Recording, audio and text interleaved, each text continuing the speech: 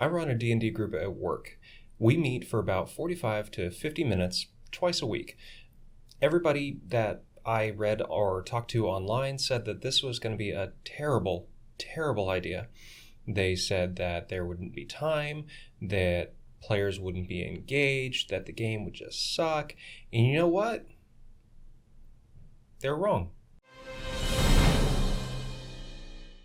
It's awesome. This has been fantastic. Me and my 4 players have been having an absolute blast. It's the highlight of our week, to be perfectly honest. It's practically why I come to work. So I wanted to give you another list video here about why it might be a good idea for you to try a lunchtime D&D game, and throw in a couple reasons why you might not. So our first reason why you might want to start a D&D game during lunch is that the attendance rate is phenomenal. You're all pretty much guaranteed to be at the same place at the same time. Whether you're going to work with these people, whether you're going to school with them, doesn't matter. Monday through Friday, usually, you're all having lunch together. Attendance is a huge issue for most D&D groups that play a long-form game once or twice a month, especially when it's a group of adults that have kids and jobs and other responsibilities.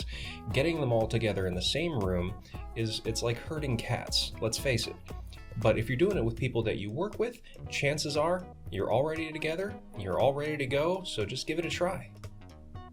Our next reason is that there's not an overall drop in playtime, at least in aggregate.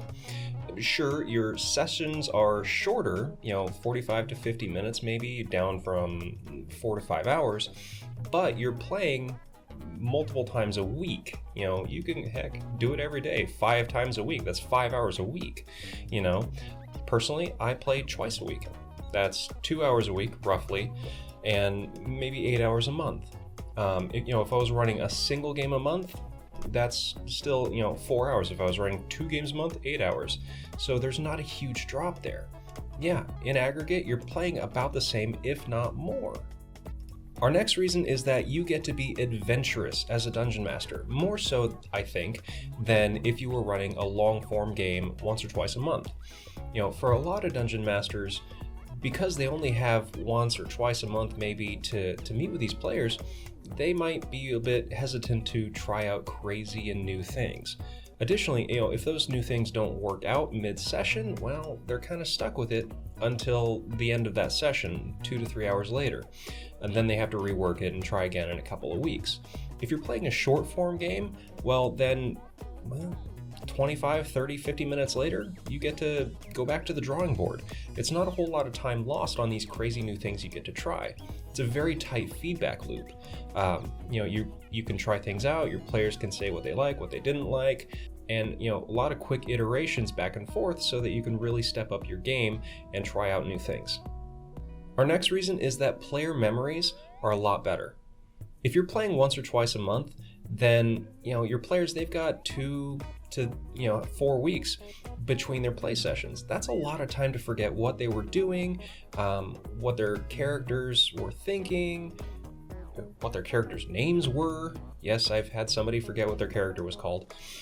But if you're playing once or twice a week for 45 to 50 minutes, that's not a lot of time for players to forget. They're gonna remember these things. They're gonna remember what they were doing, where they were going, what they had in their inventory.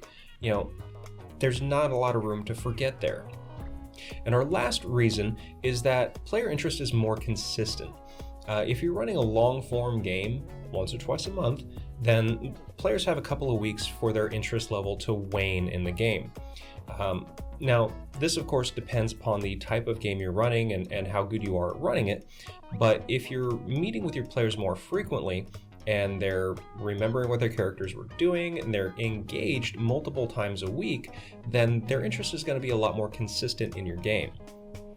Now, having said all of that, there are some pretty big cons to running a game during lunchtime, and some of them are probably pretty obvious.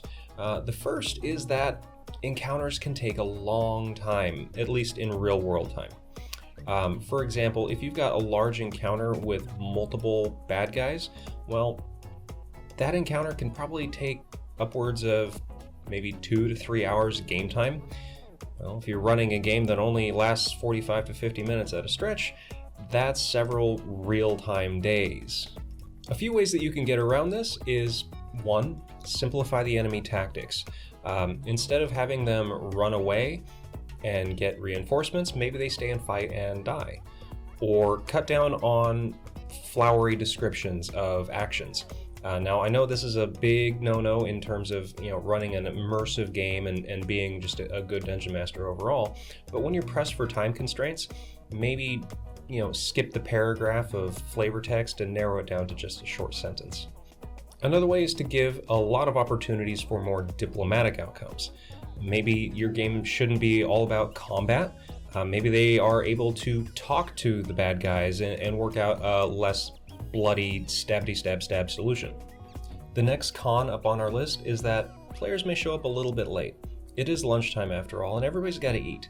So you'll often have players that are running to get lunch, or waiting in line to get their lunch, or they really want to scarf down their lunch before they start playing. Now, we've got a grocery store right next door, so a lot of my players run across the street to get some food before they come to the game, so they tend to show up around 5 to 10 minutes after the hour. You can mitigate this by, all agreeing to eat before or after your game time, or pack a lunch that day. It's up to you. Do what you can. Honestly, it's not a huge drawback. Now, our last con up on the list is that overall, I think that there's probably less player immersion. In a long-form game of 4 to 6 hours or whatnot, after about a half an hour or so, you really get into a groove with your character, kind of a flow. You're thinking like them, you're talking like them, whatnot, and it's just great. You really get into a groove. If your games are only lasting 45 to 50 minutes, you don't get a whole lot of time to be in the zone in that regard. By the time you do get in the zone, it's time to get back to work or get back to school or what have you. Now, all of that said, I highly recommend playing Dungeons & Dragons during your lunch break. Especially if you can get new players into the fold. It's a great way to start the hobby with very little investment. You're all together, it's not a whole lot of time up front that you're asking of them, and it's a blast. It's a great way to fill that small space in the middle of your day where you're not working, you're not studying. Just have fun, roll some dice, create a story with your friends. So that's it. If you like this content, again, please like and subscribe with the buttons down below. We want to make more videos for you. We want to know what you like. So let us know in the comments, and we'll see you next time. Keep on rolling.